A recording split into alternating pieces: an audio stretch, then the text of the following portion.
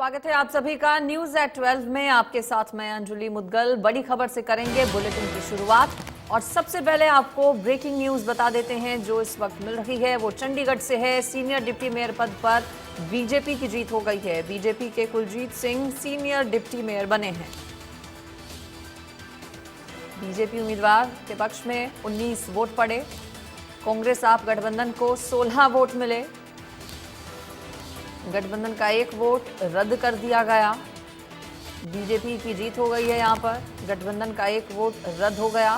19 vote BJP के पक्ष में पड़े। सीनियर डिप्टी पद पर बीजेपी का कब्जा। कांग्रेस आप गठबंधन को 16 वोट मिले, जबकि गठबंधन का 1 वोट रद्द भी कर दिया गया। हालांकि वोट अगर रद्द नहीं भी होता तो भी आंकड़ा बीजेपी के पक्ष में पहले गया।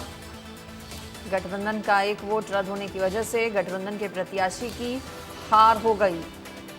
गुरप्रीत सिंह गाबी जो कि गठबंधन के उम्मीदवार थे वो जीत दर्ज नहीं कर सके।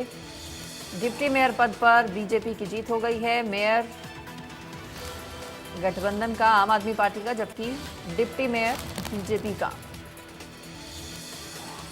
कांग्रेस आप गठबंधन को 16 वोट मिले।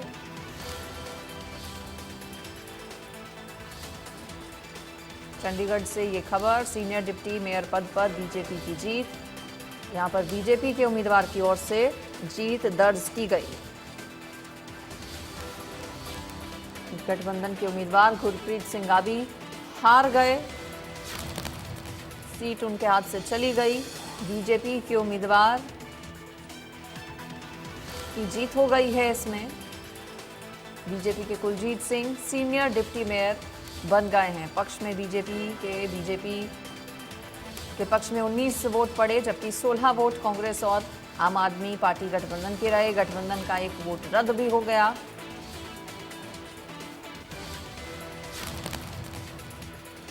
और इसी के साथ गुरप्रीत सिंह गाबी सीनियर डिप्टी मेयर।